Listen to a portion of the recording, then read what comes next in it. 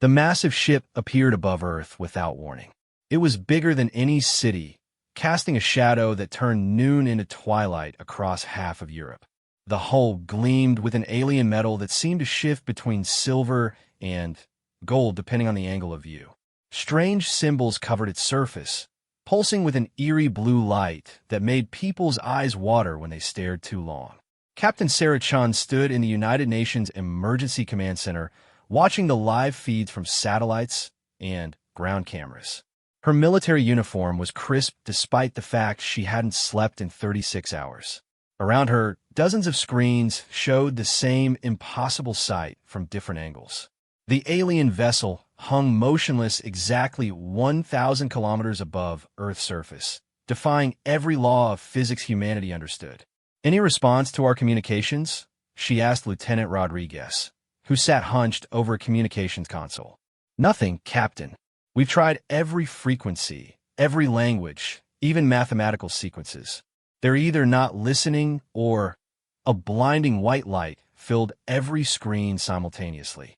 When it faded, a figure stood in the center of the command room.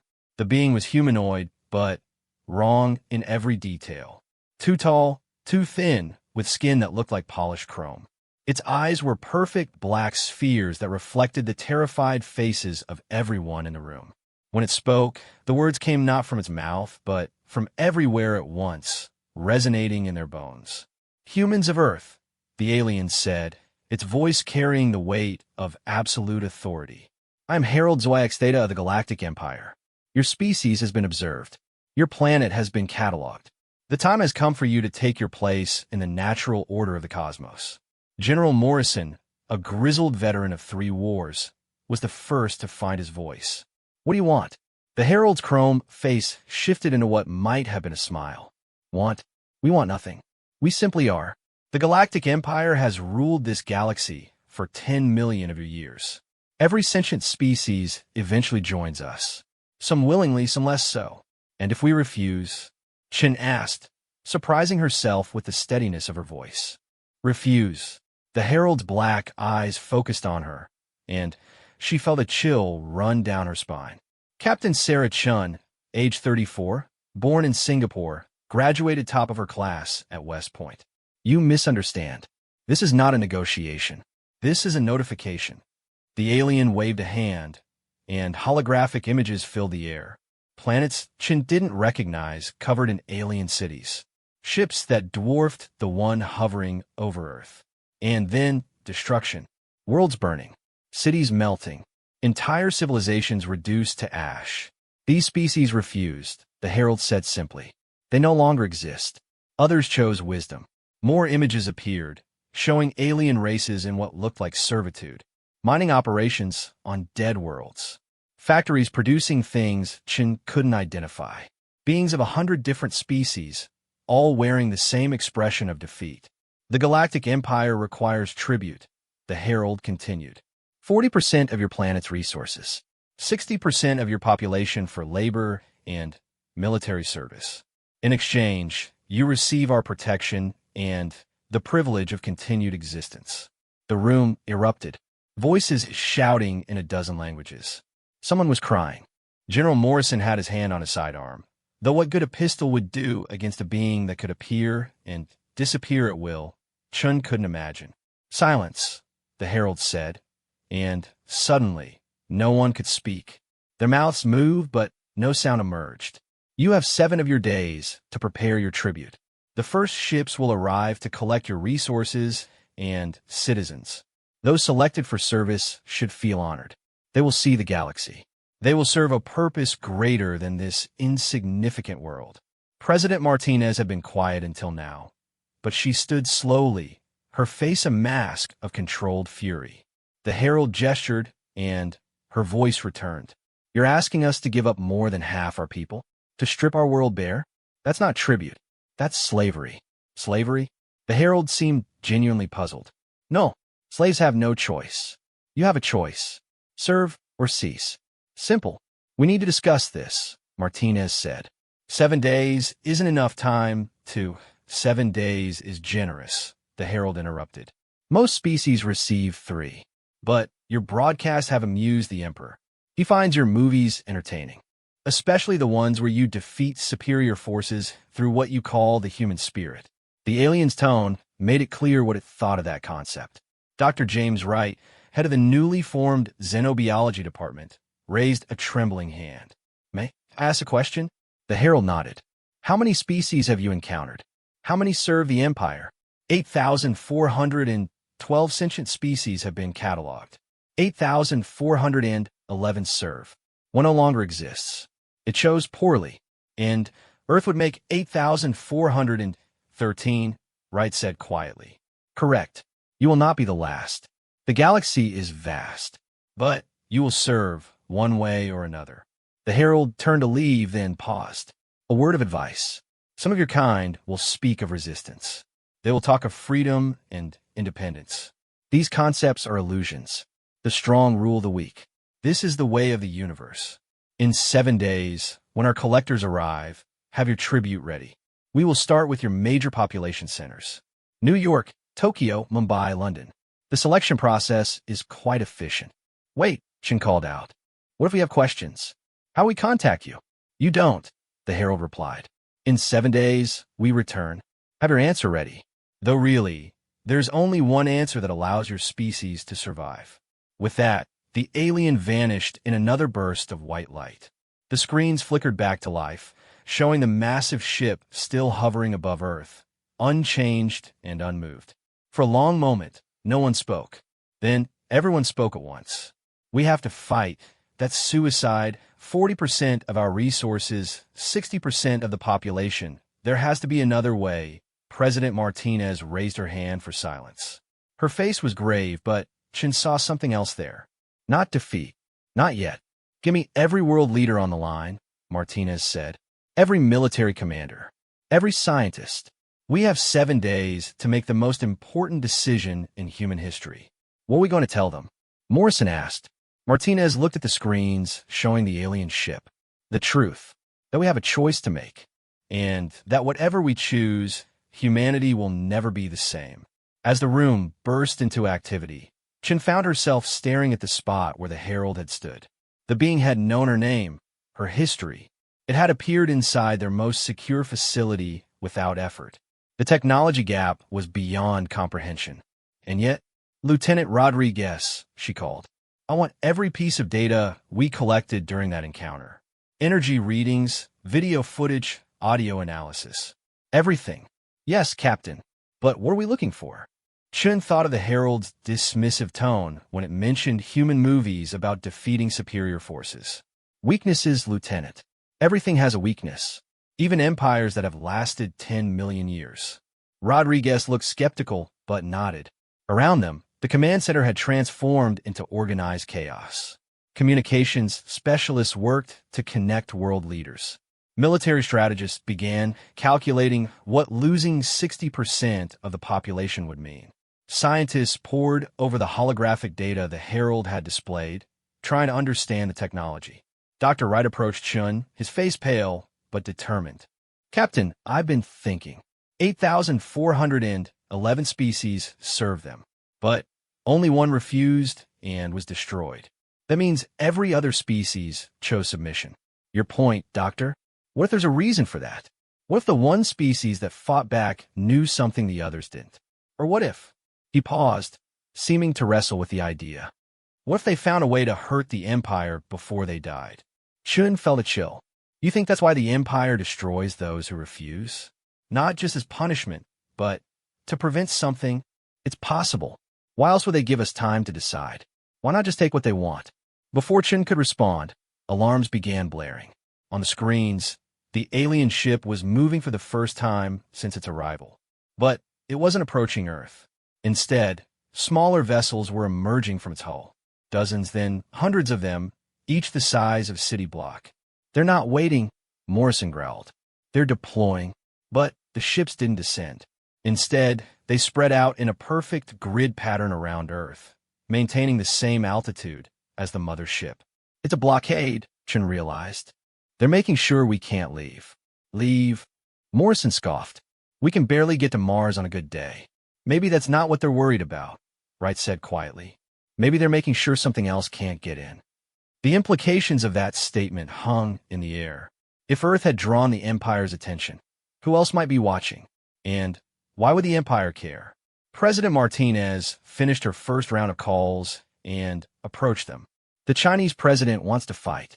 The European Union wants to negotiate for better terms. The African coalition is demanding more information before they decide anything. And you, Madam President? Chen asked. Martinez looked at the alien ships surrounding Earth like a net. I think we need to consider every option, including ones the Empire might not expect, such as finding out why they really want 60% of our population. Resources I understand, but people? What does an empire with that kind of technology need with human workers? It was a good question. Chen added it to the growing list of things that didn't quite add up. The 7-day deadline, the specific percentages, the fact that they'd observed Earth long enough to know their entertainment, but only now made contact. Captain Chen, Rodriguez called. You need to see this. Chen moved to his station. On his screen was a waveform analysis of the Herald's speech. What am I looking at? The Herald's voice. I ran it through every analysis program we have. Look at this. He pointed to a section of the waveform. See these patterns? They repeat every time the Herald mentions the Empire or the Emperor. Some kind of translation artifact. That's what I thought at first. But then I isolated just those sections and ran them through our experimental quantum decoder. The one designed for theoretical, faster-than-light communications. Rodriguez nodded. It found something embedded in the Herald's voice whenever it speaks about the Empire. It's subtle, but it's there. What is it? Rodriguez looked uncomfortable. It sounds like screaming, Captain. Thousands of voices, all screaming at once. Chun felt her blood run cold. She looked back at the main screen, at the massive ship that held the power to destroy worlds. What exactly was the Galactic Empire? And what did it really want with humanity? Keep this between us for now, she told Rodriguez. But keep analyzing. I want to know everything about our visitors before we make any decisions. The next 6 days would determine humanity's fate. But Chun was beginning to suspect that the choice between serving and dying might not be the only options on the table. The question was whether they could find a third option before time ran out. Outside, the alien ship continued its silent vigil, waiting for humanity's answer. But deep in bunkers and command centers around the world, humans were doing what they did best when faced with impossible odds. They were looking for another way. The countdown had begun. 6 days, 23 hours, and counting. In Moscow, Russian scientists detected strange energy signatures from the orbiting vessels. In Tokyo, mathematicians noticed patterns in the ship's positions that suggested something more than a simple blockade. In London, historians pored over every myth and legend, looking for any hint that humanity might have encountered these beings before. And in a small observatory in Chile, an astronomer named Maria Santos made a discovery that would change everything. But that revelation would have to wait. First, humanity had to survive the next week. The Herald had given them 7 days to prepare their tribute. What it hadn't said was that the real test had already begun, because somewhere in the galaxy, eyes that were not eyes watched Earth with great interest. The Galactic Empire had made its move. Now it was humanity's turn. But first, they had to figure out the rules of the game. And Chun was beginning to suspect that the Herald hadn't told them everything. Not even close. As the first day ended and the second began, reports poured in from around the world. Strange dream afflicting millions. Electronics malfunctioning in specific patterns. And in the depths of the ocean, something ancient stirred, awakened by the presence above. The Galactic Empire thought it was dealing with just another primitive species. They were about to learn that Earth held secrets of its own. Secrets that had been sleeping for a very long time. But that's a story for another day. For now, humanity had to focus on the immediate threat. 7 days to save the world. 6 days left. The clock was ticking. Chun returned to her quarters after 40 hours on duty. Her small room on the base felt like a luxury after the chaos of the command center. She collapsed on her bunk, but sleep wouldn't come. Her mind raced with questions, theories, and the growing certainty that humanity was missing something crucial. Her tablet buzzed with an encrypted message. It was from her old friend, Dr. Yuki Tanaka, now working at the Large Hadron Collider in Switzerland. Sarah, you need to see this. Can't discuss over regular channels. The particles are behaving strangely since the ships arrived. It's like they're responding to something. Meet me on Secure Channel 7 in 1 hour. Chun sat up. Yuki wasn't one for dramatics. If she said something was important, it was. But first, Chun needed to check on her team's progress. The base was bustling with activity despite the late hour. In the intelligence section, analysts pored over every frame of video from the Herald's visit. In the science wing, physicists worked around the clock, trying to understand the alien technology. And in the strategic planning room, military leaders from dozens of nations argued about humanity's response. Captain Chun, Dr. Wright jogged up to her, carrying a stack of printouts. His usually neat appearance was disheveled, his tie askew. I've been analyzing the population numbers they demanded. 60% seems specific, doesn't it? Not half, not 3/4. Exactly 60%. You found something? Wright spread his papers on a nearby table. Look at this. I ran simulations. If you remove 60% of Earth's population, targeting major cities, as they indicated, the remaining 40% would be scattered, disconnected. Most of our infrastructure would collapse. But here's the interesting part. The survivors will be primarily in rural areas, isolated communities. Easier to control, Chun mused, or easier to ignore. Captain, what if they don't want the 60% for labor? What if they want to remove them because they're the threat? Chun studied the data. You're suggesting they're not collecting workers. They're eliminating resistance. Think about it. Our cities are where we concentrate our knowledge, our technology, our ability to organize. Take those away, and humanity becomes a scattered, primitive remnant, Chun finished. Easy to manage. Easy to forget. It was a chilling thought, but it made more sense than an advanced empire needing human laborers.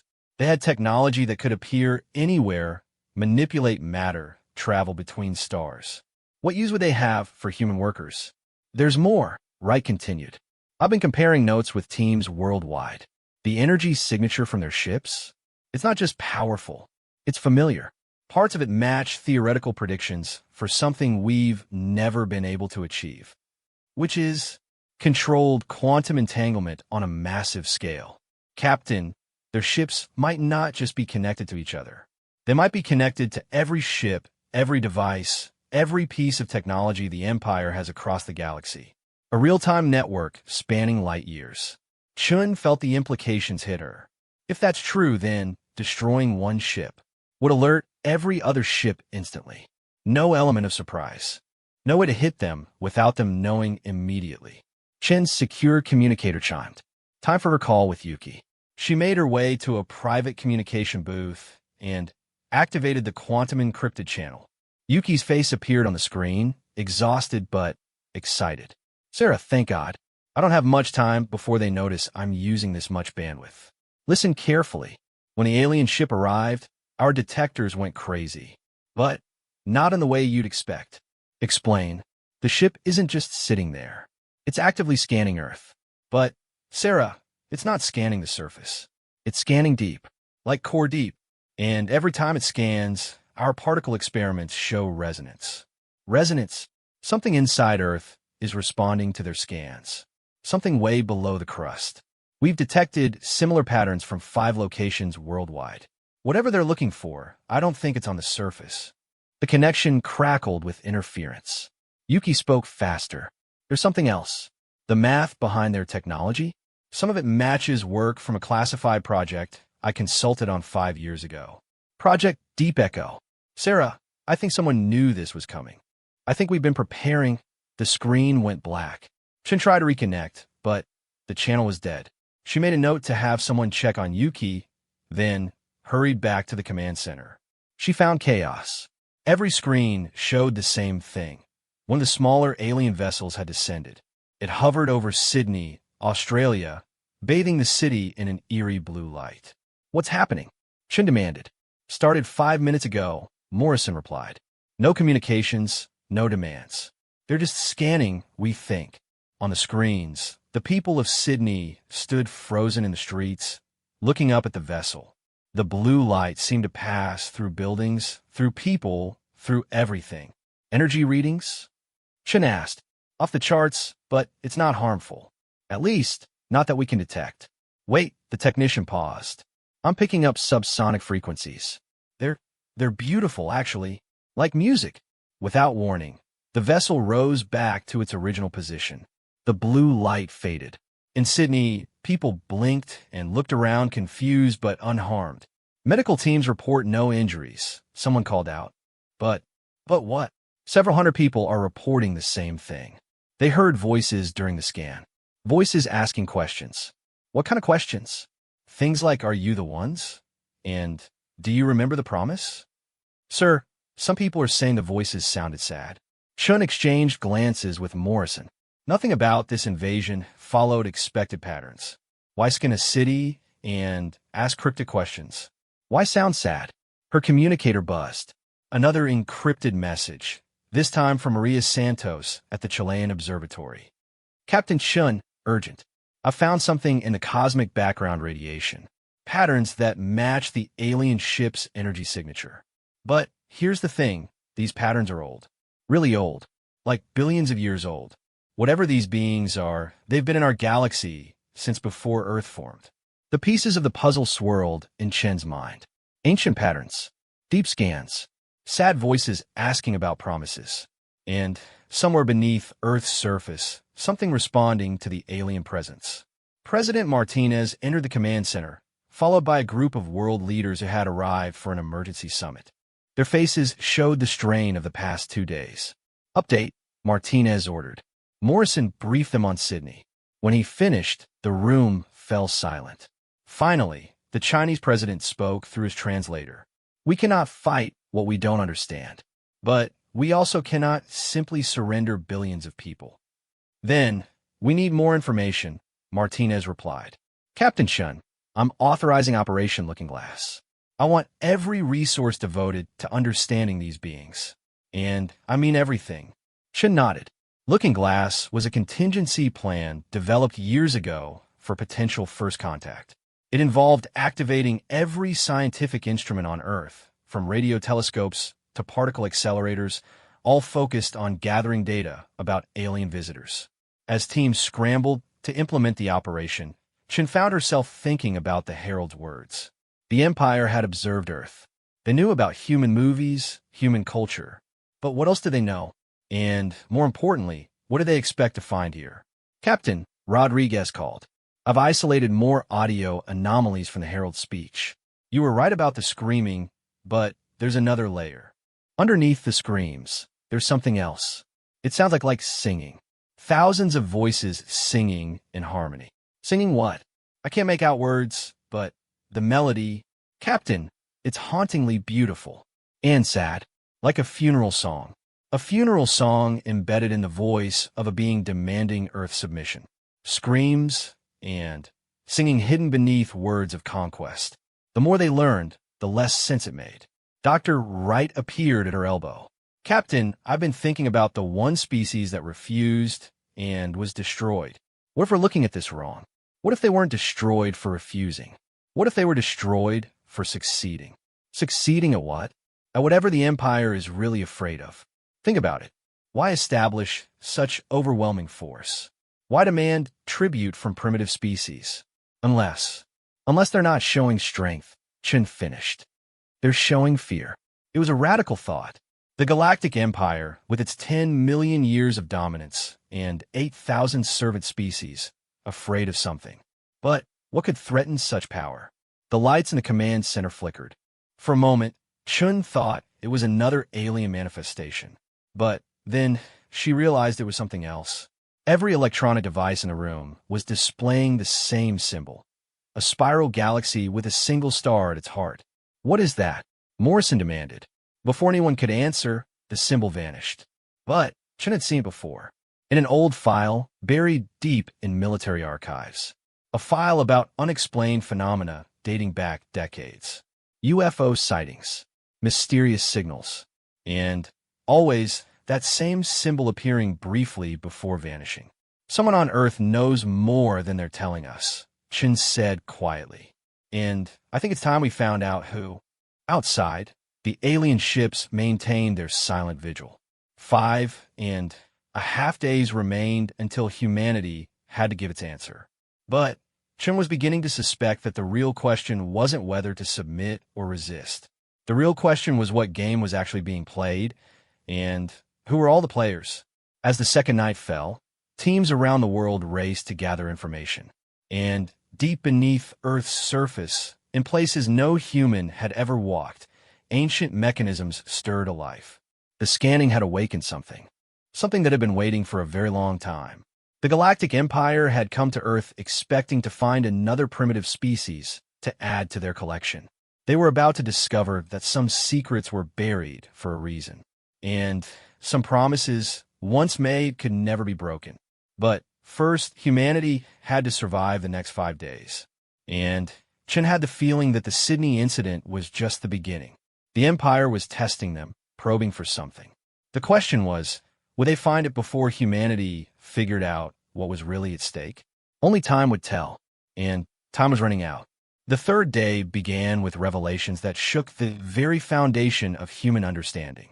Dr. Maria Santos stood before the assembled leaders in the UN Command Center, her presentation showing images that defied explanation. These are from deep space telescopes around the world. She began, her voice steady despite the magnitude of what she was about to reveal. When the alien ships arrived, I started looking for where they came from.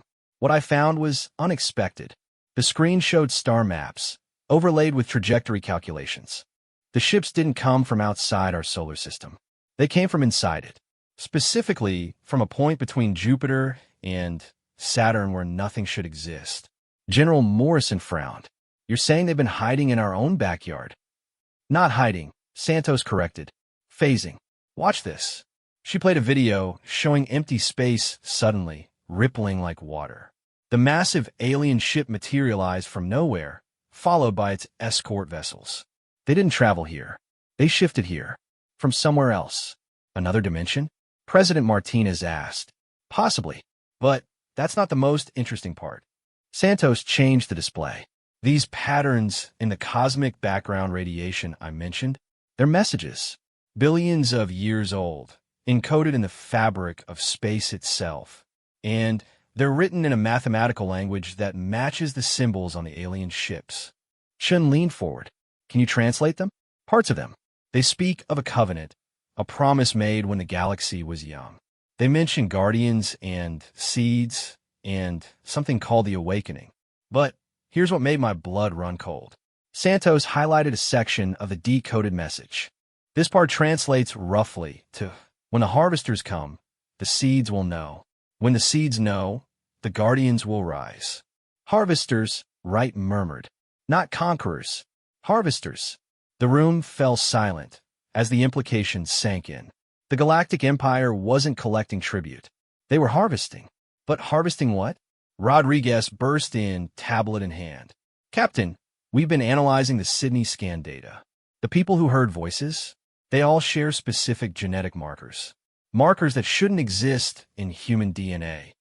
What kind of markers? Complex sequences that look artificial. Like someone wrote code into their genes. And, Captain, these people are scattered across every ethnic group, every nationality. Whatever this is, it's been in humanity's genome for a very long time. Chen's mind raced. Genetic markers. Ancient messages. Beings that could phase between dimensions. The pieces were forming a picture she didn't like. How many people have these markers? Rodriguez checked his tablet. Based on our sampling, about 60% of the human population. The room erupted.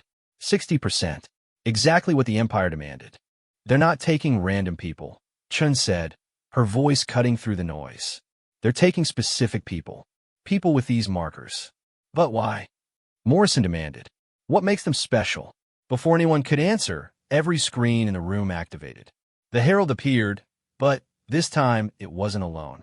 Behind it stood other beings, each different, each representing one of the Empire's servant species. Some looked almost human. Others were so alien that looking at them made the eyes water. Humans of Earth, the herald began.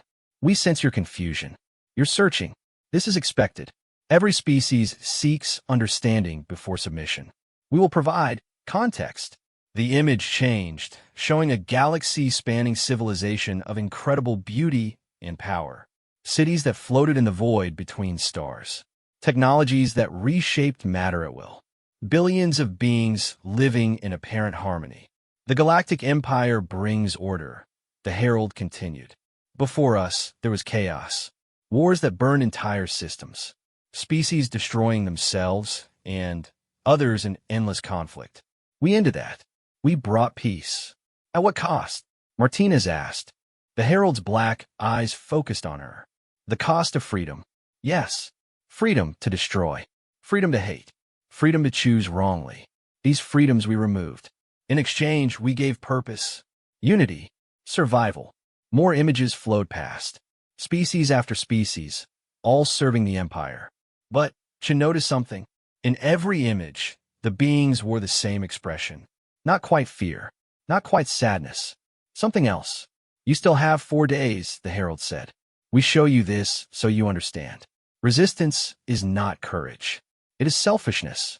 You would condemn your entire species for the illusion of choice. And the people you take? Chen asked. What happens to them? They serve. They contribute to the greater whole. They become part of something magnificent. Do they have a choice in how they serve? The Herald paused. When spoke again, there was something different in its tone. Choice is the burden we remove. They will be happy.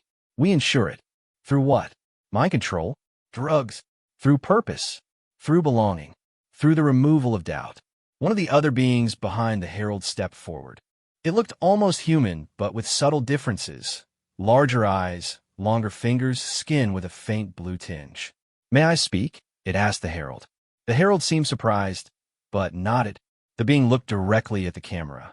I am Kyra of the Altarians. We were like you once. Proud. Independent. We fought the Empire for one of your years before we understood. The Empire does not destroy. It preserves. My people live. We serve, yes, but we live. And in living, we have found peace. Peace or surrender? Chen challenged. Kyra's large eyes blinked slowly. Is there a difference? We no longer war among ourselves. We no longer hunger. We no longer fear. Is this not what all species desire? At the cost of who you are, Wright said. Your culture, your individuality, your freedom to choose your own path. Our culture lives in the Empire's archives. Our individuality. Kyra paused, and, for a moment, something flickered across its face. Our individuality serves the whole. As for choosing our path, we chose survival. As will you. The Herald stepped forward again. Enough. You have been shown mercy. You have been given understanding. In 4 days, prepare your tribute. Those with the markers will come with us. They are needed. Needed for what? Chun pressed. The Herald's chrome face shifted. For the great work. For the purpose that drives the Empire. You will understand in time. Those who serve always understand. The transmission ended. The screens went dark.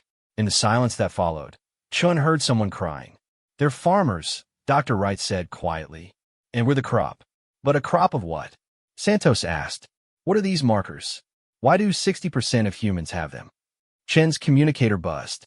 Another encrypted message, this time from someone identified only as Deep Echo. The message was simple. Building 7, Cheyenne Mountain. Come alone. Bring the president. Some secrets are too dangerous for committees. Chen showed the message to Martinez, who made a quick decision. Morrison, you're in charge here. Captain Chun and Argonne, Colorado. Whatever Deep Echo is, it's time we got some real answers. The flight to Cheyenne Mountain took 3 hours. During that time, reports flooded in from around the world.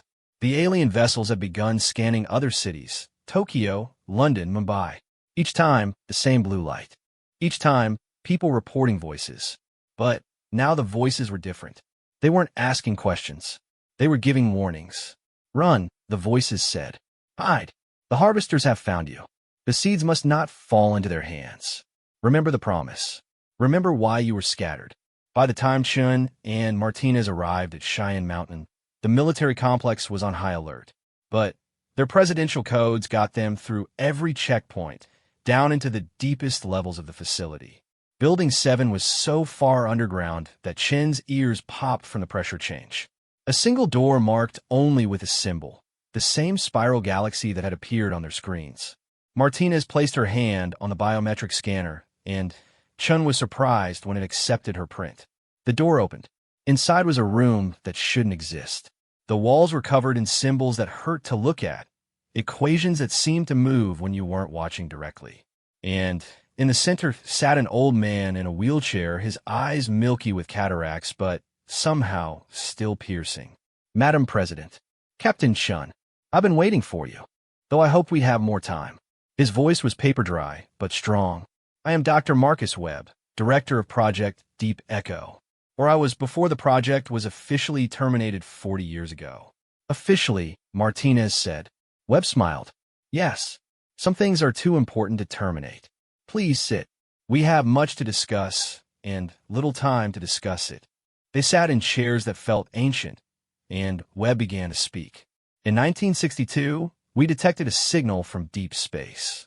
Not radio waves, not light, something else, something that spoke directly to certain human minds. Mine was one of them. The signal contained information, instructions, a warning, and a history. Webb wheeled himself to a wall covered in photographs. Ancient ruins, stone circles, pyramids, cave paintings, all featuring the same spiral galaxy symbol. Humanity is not native to Earth, Webb said simply. We were placed here, hidden here, protected here. Chun felt her world tilt. By whom? By those who came before the Empire, the first civilization, the ones who saw what was coming and tried to prepare. They seeded thousands of worlds with their descendants, each carrying genetic markers that would activate when the time came. Earth was one of those worlds. The 60% Martinez breathed. Webb nodded. The marked ones, carriers of genetic information that the Empire needs for their great work. You see, the Empire isn't really an empire. It's a parasite, a vast, intelligent parasite that feeds on the genetic diversity of other species. But not just any diversity. Specific sequences. Sequences that were scattered across the galaxy to keep them from the Empire's grasp. Why didn't anyone tell us? Chun demanded. Because knowledge draws attention. The Empire has been searching for the seed worlds for millions of years. Earth stayed hidden because we remained primitive. But then we split the atom. We broadcast radio signals into space. We reached for the stars. And they noticed. Webb activated a holographic display showing the galaxy. Points of light marked thousands of worlds. These are the confirmed seed worlds the Empire has found. Each one harvested. Each population with the markers taken. But they haven't found them all. Can't find them all. Because the first civilization was clever. They didn't just hide the seeds. They had guardians too. Guardians? Webb smiled. Weapons. Defenses. Systems designed to activate when the Empire came calling. Earth has 7. 5 are already stirring, responding to the Empire's scans. The Sydney event? That woke the first one. He showed them seismic data from Australia. Deep underground, something massive was moving. What are they? We don't know exactly. The signal called them the Watchers. Machines? Creatures? Something else? All we know is that they've been sleeping beneath our feet for millions of years, waiting for this moment. Can they fight the Empire? Webb's smile faded. Fight? No. The Empire is too vast, too powerful. But they can do something else. They can complete the mission the first civilization started. They can ensure that what the Empire seeks remains out of their reach. How? By doing what Earth does best. By evolving. By changing. By becoming something the Empire cannot harvest. Martinez leaned forward. The people with the markers. Can we protect them? Not by hiding them. The Empire scans will find them anywhere on Earth. But there is another way. The genetic markers aren't just passive information. They're a program, waiting for the right trigger. The Watchers can provide that trigger. And then the 60% of humanity with markers won't be human anymore. There'll be something new, something the Empire cannot use. But the process, Webb paused. The process is irreversible. They would never be human again. The weight of that statement settled over the room. Save humanity by making them inhuman. It was a devil's bargain. There's more, Webb continued. The transformation requires a catalyst, a word, a specific word in the language of the first civilization, a word that must be spoken by humanity's chosen representative to the Empire. What word? Webb wrote something on a piece of paper and handed it to Martinez. She looked at it and paled. This is the word that ends humanity as we know it. No, Webb said. It's the word that saves it. But the cost is everything we are. Chen's mind raced. The Empire would arrive in 4 days, expecting tribute. Humanity could submit and lose 60% of its population to slavery. It could fight and be destroyed. Or it could speak a word and transform itself into something unrecognizable. The other species, Chun said suddenly. The 8,000 who serve. Did any of them have seed populations? Webb's ancient eyes grew sad. 312 did. All harvested before they could activate their guardians. Earth is among the last. Perhaps the very last. So if you fail, the Empire completes its great work. And, according to the signal, when that happens, they will no longer need the servant species. Or any species. The room fell silent. The fate of not just humanity, but potentially thousands of species rested on their decision. Martinez stood. We need to inform the other world leaders. This decision can't be made by one nation or one person. No, Webb agreed. But time is short. The Watchers are stirring. The Empire is scanning. And somewhere among the 60%, people are beginning to feel the change. Their dreams are different. Their thoughts are expanding. The transformation has already begun on a small scale. Can we stop it? Do you want to? Madam President, Captain Chun, the first civilization saw this moment coming millions of years ago. They prepared as best they could. They gave us a chance. Just a chance. The question is, will we take it? As they prepared to leave, Webb called out one last time. Captain Chun, you have the markers. You've felt it, haven't you? The dreams. The sense of something vast just beyond your understanding. Shin nodded reluctantly. She had felt it. Ever since the ships arrived, her dreams had been filled with stars and equations and a voice that whispered of promises made before Earth was born. When the time comes, Webb said, you'll know what to do. The markers don't just carry information. They carry purpose. Trust in that purpose. They left Cheyenne Mountain with more questions than answers, but one thing was clear. Humanity's choice was no longer simple submission or resistance. It was transformation or extinction, evolution or ending. And they had 4 days to decide which ending they preferred. As her plane flew back to New York, Chun looked out at the world below. Cities full of people who had no idea their genetic code carried the legacy of an ancient civilization. People who might, in 4 days, become something beyond human imagination. Day 4 brought chaos and wonder in equal measure. Around the world, the 60% with genetic markers began experiencing changes that medical science couldn't explain. It started small, enhanced perception, shared dreams, moments of perfect understanding between strangers. But it was accelerating. In Mumbai, Dr. Priya Sharma documented the first case of what she called cognitive resonance. 2 marked individuals, strangers to each other, suddenly began speaking in perfect synchronization, describing mathematical concepts that shouldn't exist. It's like they're accessing some kind of shared knowledge, she reported to the UN Command Center. They're solving equations that would take our best computers years to process. And they're doing it instinctively. In Sao Paulo, a group of marked children began drawing the same image simultaneously. A star map showing systems humanity had never discovered, with notations in a language that predated any known human writing. Captain Chin stood in the command center, watching the reports flood in. Her own changes were becoming harder to hide. She could feel the thoughts of other marked individuals nearby, a constant whisper at the edge of her consciousness. When she focused, she could almost understand the symbols on the alien ships without translation. It's happening faster than Webb predicted, Wright said, studying the global data. The Empire's scans are accelerating the process. Every time they probe a city, more marked individuals begin changing. President Martinez had called an emergency session with world leaders. The debate had raged for hours. Some wanted to hide the marked population. Others suggested offering the unmarked 40% instead, hoping to fool the Empire. But Chen knew none of these plans would work. The Empire's technology was too advanced, their scans too thorough. Rodriguez approached her, his face troubled. "Captain, I've detected something. The alien ships aren't just scanning. They're transmitting tight beam communications directed at specific points on Earth. The Watcher sites? No, population centers. They're sending signals to individuals. Marked individuals." Chun felt a chill. "Show me." The data was clear. Focused transmissions targeting people with the genetic markers. But these weren't scans. They were messages. "Can you decode them?" "I already have," Rodriguez said quietly. "They're recruitment messages. The Empire isn't just planning to take the marked ones. They're trying to convince them to come willingly." Chen read the translated messages.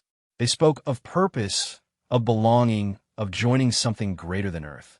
They promised answers to the questions the marked ones were beginning to feel. They offered escape from a world that would soon no longer understand them. "Are people responding?" Rodriguez nodded grimly. "Some are. We've detected several attempts to signal the ships. So far, the military has intercepted them, but, Captain, if 60% of the population decides to go willingly..." Chen understood. No military could stop more than 4 billion people if they chose to leave. The Empire was being clever.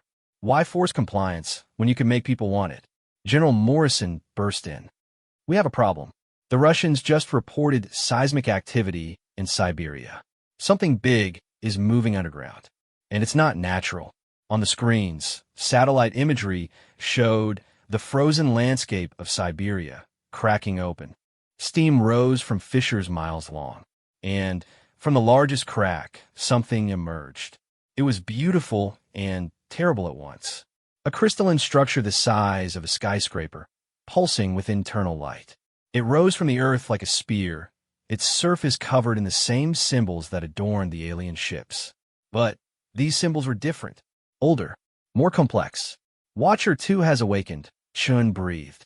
Similar reports came in from the other sites Webb had identified.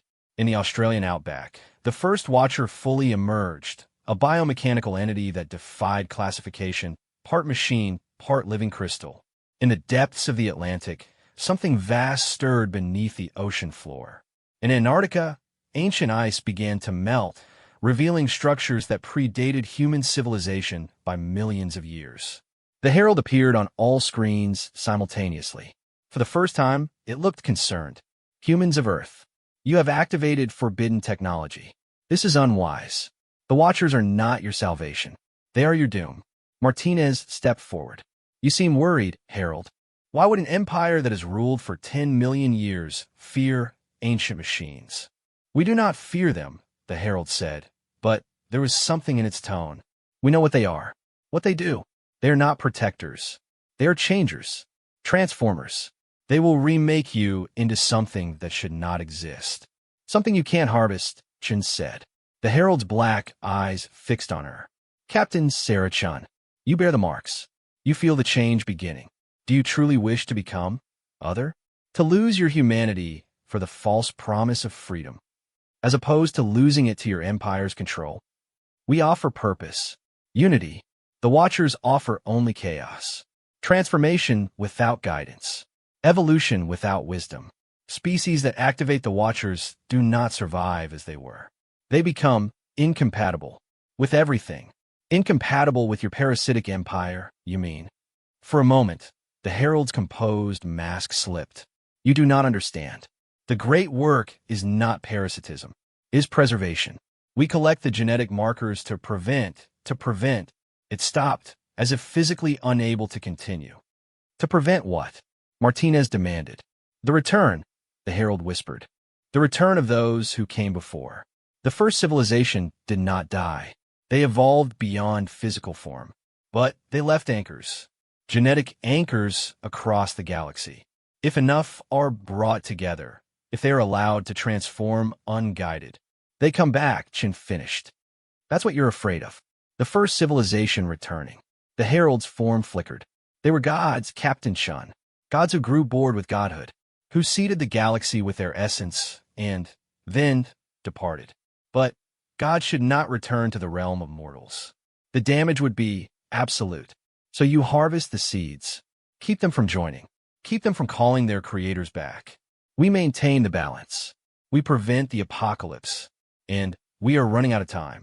Earth may be the last seed world.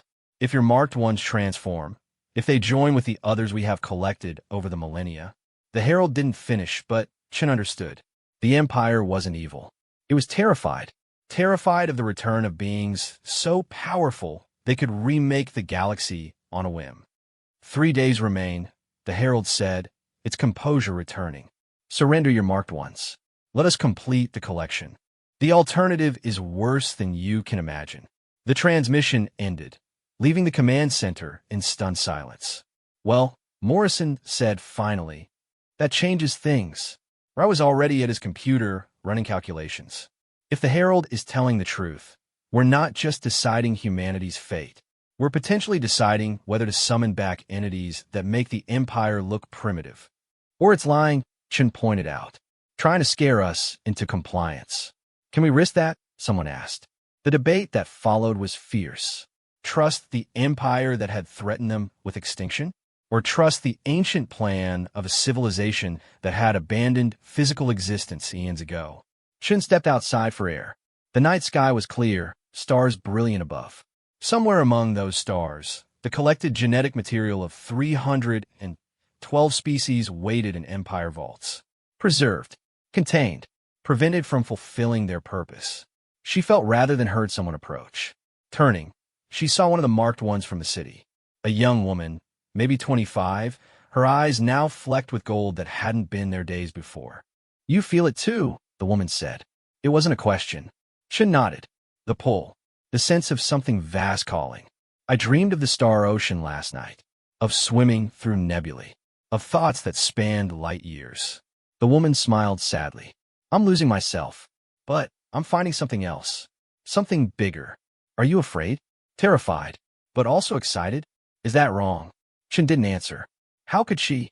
She felt the same pull, the same terrible excitement. They want us to choose, the woman continued. The Empire, the Watchers. But what if the choice isn't ours?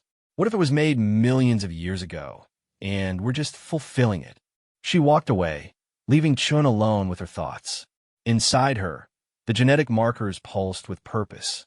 The Watchers called, the Empire threatened, and somewhere in the space between, humanity struggled to find its path. When Shin returned to the command center, she found new chaos. The Watchers weren't just emerging. They were building. In each location, they constructed massive structures that defied physics. Portals, some scientists called them. Transformation chambers, others suggested. They're preparing for something, Wright reported. Energy readings are off the scale. If I had to guess, I'd say they're creating a network, a way to transform all the marked ones simultaneously. When, at the current rate of construction, they'll be ready in 2 days, just before the Empire's deadline. Martinez gathered her advisors. The time for debate was ending. Soon, they would have to choose. But Chun was beginning to suspect the choice had already been made. Not by humanity, but by their ancestors. The first civilization had planned this moment across millions of years. Earth was not just another seed world. It was the final piece of a puzzle that spanned the galaxy. The question was no longer whether to resist the Empire or submit to it.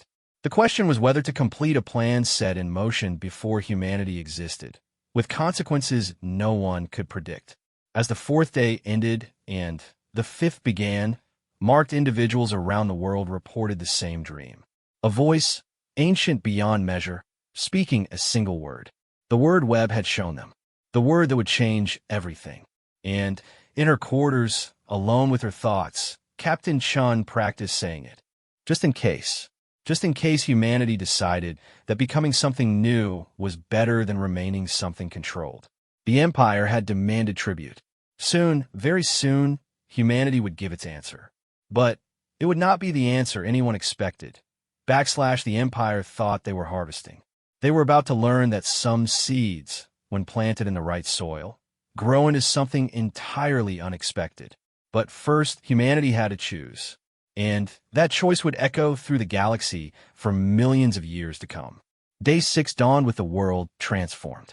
The Watchers had completed their construction during the night. 7 massive structures now stood at key points around the globe, each one a masterpiece of impossible architecture. They twisted space around them, creating visual distortions that made them hard to look at directly. Energy cascaded between them in streams of light, visible even in daylight. In New York, Captain Chun stood before the assembled United Nations. Every world leader was present, either in person or through secure connection. The weight of the moment pressed down on everyone in the room. Today, humanity would decide its fate. The marked ones are changing faster, Dr. Wright reported. We're seeing abilities that shouldn't be possible. Telepathy, telekinesis. Some are beginning to phase partially out of our dimension, like the Empire's ships. President Martinez nodded grimly. And the unmarked 40%. Scared, confused. Some are calling for the marked ones to be handed over to save the rest. Others are protecting marked family members. We're on the edge of global civil war. Chun felt the truth of it. She could sense the fear and anger from the unmarked population, a constant background noise to the symphony of connected minds she was becoming part of. The division of humanity had begun. General Morrison entered with urgent news. The Empire's ships are moving. They're taking positions above major population centers. If I had to guess, they're preparing for collection operations. On the screens, the massive vessels descended to lower altitudes. Smaller craft emerged from their hulls. Thousands of them, each capable of holding hundreds of people. The Herald appeared once more, and this time it was not alone. Behind it stood representatives of dozens of species, all servants of the Empire. But Chun noticed something new. Fear in their eyes. They were afraid too. Humans of Earth, the Herald began. Your time is nearly ended. We have been patient. We have explained. We have warned. Now we must act. In 24 hours, collection begins. Those who resist will be pacified. Those who comply will be rewarded with purpose. And if we refuse entirely, Martinez asked, if we fight, the Herald gestured, and the screen showed Earth from space. The thousands of Empire ships surrounding the planet began to glow. Observe, the Herald said. A beam of light lanced out from one ship, striking an uninhabited island in the Pacific. The island didn't explode. It simply ceased. Where solid land had been, only empty ocean remained. Erasure, the Herald explained. Not destruction. Complete removal from existence. We can do this to your entire planet in minutes. But we prefer not to. The marked ones are valuable. The unmarked ones can serve in other ways. Waste is inefficient. Your monsters, someone in the assembly shouted. We are pragmatists, the Herald corrected. We do what must be done to prevent a greater horror. You have activated the Watchers. You have begun the transformation. But it is not too late. Surrender the marked ones now, before they change too much. Save your species from a fate worse than servitude. Worse than slavery. Chun stepped forward, feeling the power growing within her. What could be worse than eternal bondage? The Herald's black eyes fixed on her. Becoming something that cannot exist in this universe, Captain Chun. The transformed do not belong here. They exist between states, between dimensions. Neither alive nor dead. Neither matter nor energy. Forever aware, but forever alone. Is it the gift you would give your people? Before Chun could respond, alarms blared. On screens around the world, the Watchers were activating. Beams of energy shot skyward from each structure, converging at a point high in the atmosphere. Where they met, space began to twist. No. The Herald's composed mask shattered completely. You don't understand. The transformation cannot be reversed. Once begun, its transmission cut off as every marked human on Earth screamed in unison. Chun felt it hit her like a wave. Knowledge, understanding, memory. Not her own, but from the genetic markers themselves. Memories of the first civilization encoded in DNA, awakening after eons of sleep. She saw them. The ones who came before, beings of such power and beauty that her mind struggled to process it. They had ruled the galaxy not through force, but through pure understanding. They had danced between stars, thought planets into being, sung life into existence. And they had grown bored. They left, Chun gasped. sharing the vision with the assembly through her newfound abilities. The first civilization. They didn't die. They evolved beyond physical existence and found it empty, so they seeded their essence across the galaxy and departed, hoping their descendants would find a different path. Right, one of the unmarked translated the streaming data from Watchers. The transformation isn't just evolution. It's a recall signal. When enough marked ones transform, it creates a beacon. The first civilization will sense it. They'll know their experiment is complete, and they'll return, Martinez finished.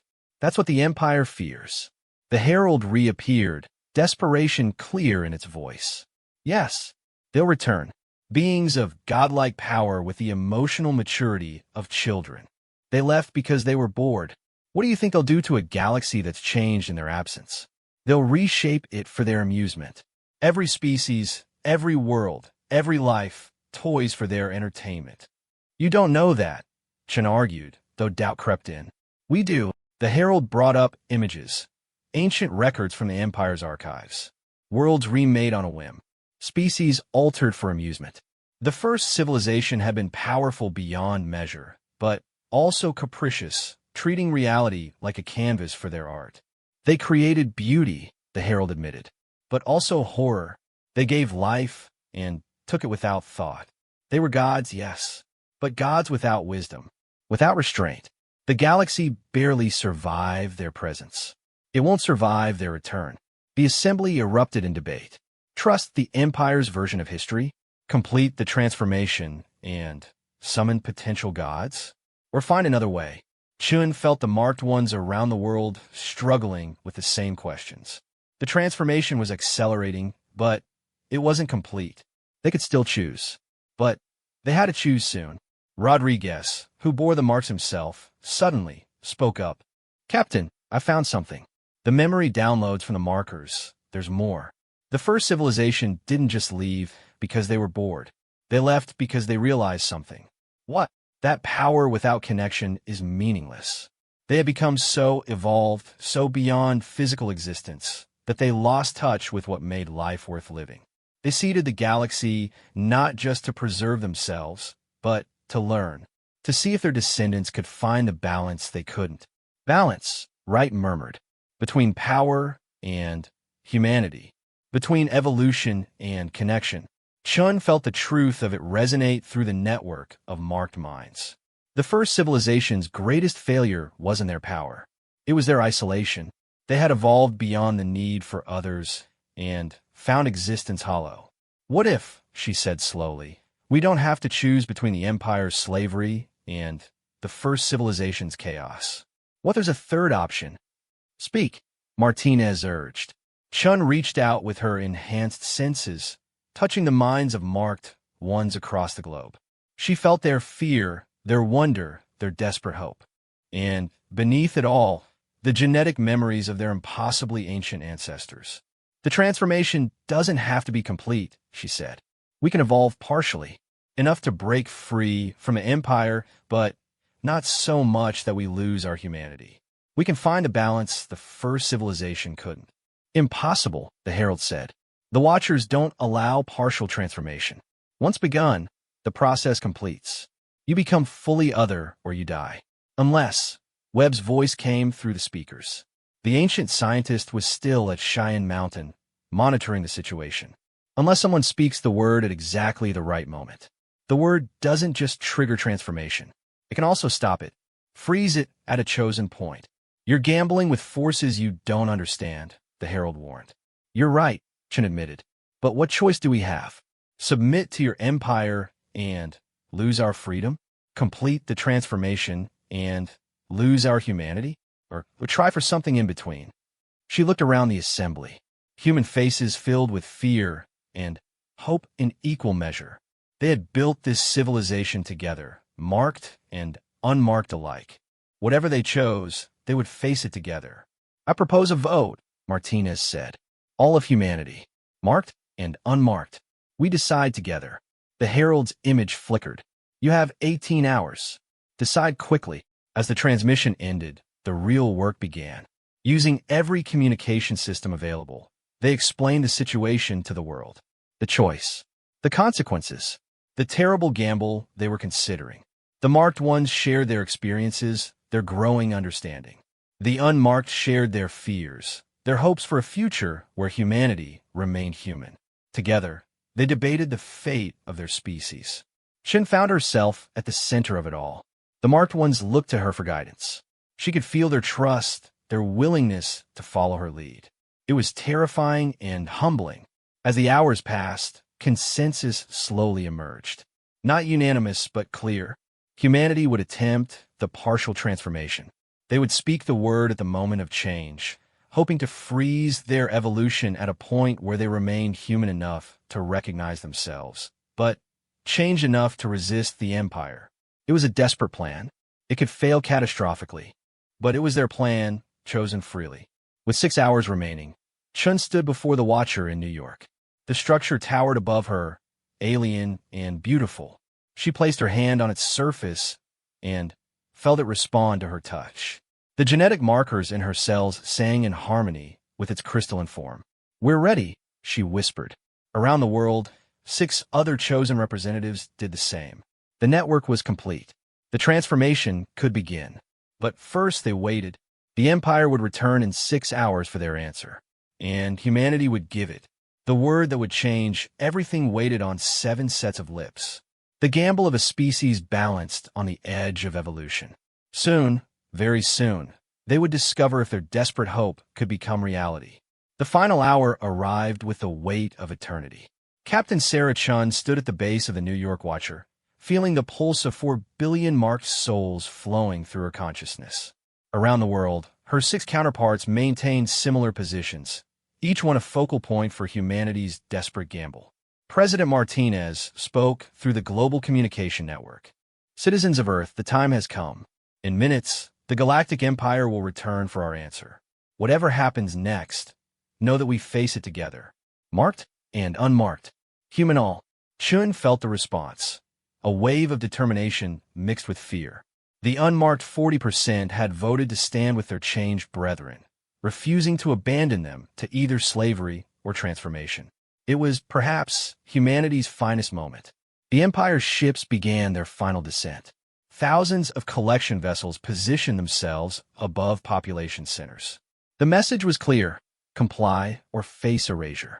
The herald materialized simultaneously in every major city, its chrome form reflecting the fearful faces of those who watched. But Chun noticed something different this time. Behind its perfect composure lay uncertainty. The Empire had never faced this situation before. A species on the verge of transformation, yet still coherent enough to negotiate. "Humans of Earth," the herald began, "your time has ended. We have come for the marked ones. Comply, and your species survives. Resist, and you face no." The word came from Chun, but it echoed from 7 throats in perfect synchronization. It rang out across the planet, carried by speakers and screens and the growing psychic network of the marked ones. The herald paused.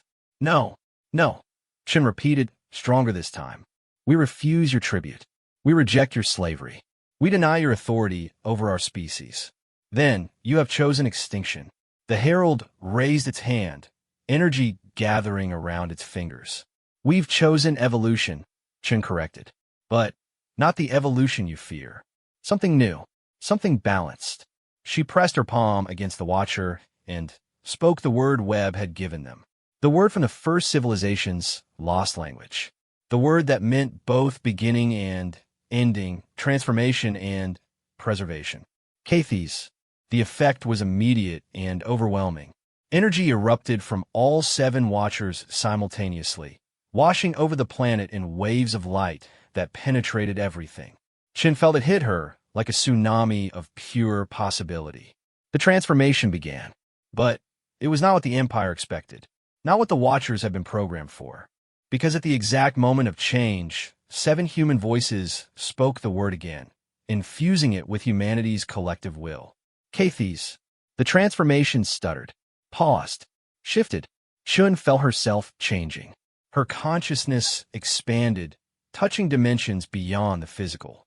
She could perceive the quantum foam underlying reality, the strings that bound the universe together. Her body began to phase, becoming something between matter and energy, but the word held her, anchored her. Instead of ascending fully into the realm of the first civilization, she found herself suspended between states. Human enough to remember love and loss, evolved enough to resist any force that would enslave her. Around the world, for billion-mark souls experienced the same transformation. They became something new, not gods, not slaves, something uniquely human, evolved but grounded, powerful but connected. The unmarked felt it too. Though they didn't transform, they were linked to their changed brethren by bonds of shared humanity. They became anchors, keeping the evolved from ascending too far, while the evolved became shields, protecting the unchanged from any who would harm them. The herald staggered back, its perfect form flickering. Impossible. The transformation cannot be partial. You should be ascending or dying. Should, Chin agreed, her voice now carrying harmonics that shouldn't exist. But humanity never does what it should. We adapt. We survive. We find our own way. The Empire's ships opened fire. Beams of erasure struck the planet's surface. But they hit something unprecedented. The evolved humans had become living shields, existing partially in the dimension where the erasure beams operated. They absorbed the attacks, dispersed them, rendered them harmless. "We are no longer your subjects," Chin declared, her words reaching every Empire ship simultaneously. "We are no longer your harvest. We are something you never planned for. We are balanced. We are free." The Herald tried to respond, but something else was happening. The evolved humans were connecting not just with each other, but with the servant species on the Empire's ships. The genetic markers the Empire had suppressed in 8,000 species began to resonate with Earth's transformation. On the command ship, Kyra of the Altarians gasped. For the first time in millennia, she felt something the Empire's conditioning had suppressed. Hope. Around her, representatives of hundreds of species felt the same awakening. "You see," Chun said, her enhanced perception reaching across space to touch the minds aboard the Empire's ships. "The first civilization didn't just seed Earth. They seeded thousands of worlds. And you've been collecting those seeds, bringing them together. You created the very thing you sought to prevent." The Herald's form began to break down, its perfect control shattered. "The great work? We were preserving, protecting. You were preserving prison walls," Chin interrupted. "But walls can't hold back evolution forever." Across the galaxy, on 8,000 worlds, servant species felt the pulse of Earth's transformation. Not enough to change them. They were too far away, too long suppressed. But enough to remember, enough to hope, enough to begin resisting in small ways that would grow over time. But the true shock came from deeper in space. The partial transformation of Earth's marked ones had created something the first civilization never intended. Not a beacon calling them back, but a message. A proof of concept. Evolution with wisdom. Power with restraint. Godhood tempered by mortality. In dimensions beyond physical space, ancient minds stirred. The first civilization, in their transcendent boredom, felt something they hadn't experienced in eons. Curiosity.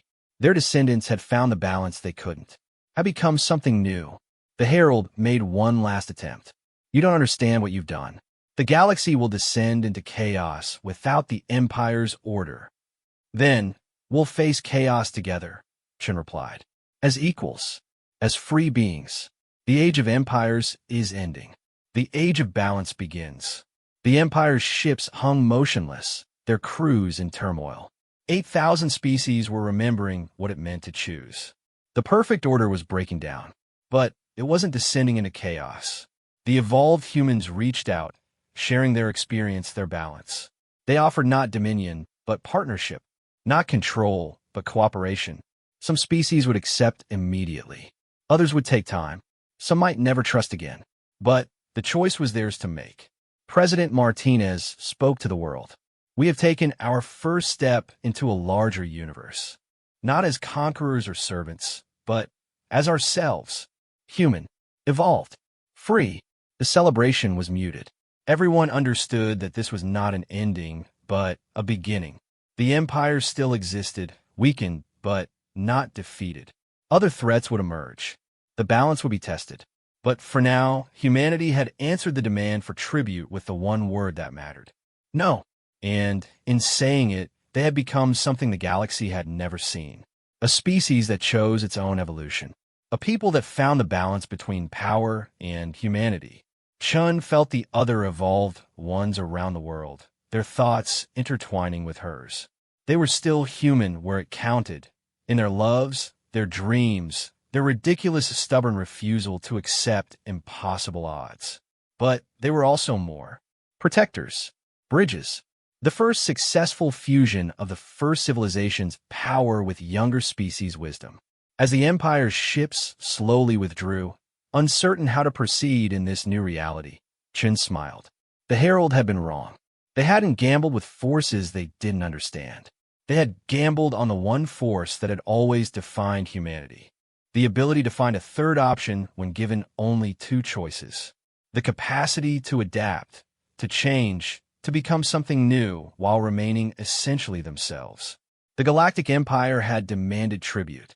Humanity had answered with evolution. And in doing so, they had changed not just their own fate, but the fate of a galaxy. In the days that followed, the real work would begin. Learning to live as a transformed species. Helping other worlds find their own balance. Building something better than empire or chaos. But that was tomorrow's challenge. Today, humanity celebrated the most human victory of all. They had looked at impossible odds and an implacable enemy, and they had found another way. Because that's what humans do. They adapt. They survive. They thrive. And sometimes, just sometimes, they evolve into exactly what the universe needs them to be. The story of the Galactic Empire ended where the story of galactic balance began. And at the center of it all stood a species that had answered tyranny with a single word, and in doing so had changed everything. That word still echoes through the cosmos, carried by 4 billion evolved souls and 4 billion human hearts. A word that means defiance and hope, ending and beginning, transformation and preservation. No, sometimes one word is enough to reshape the universe. And sometimes that word is spoken by humanity. The Empire demanded tribute. Humanity offered evolution. And the galaxy would never be the same.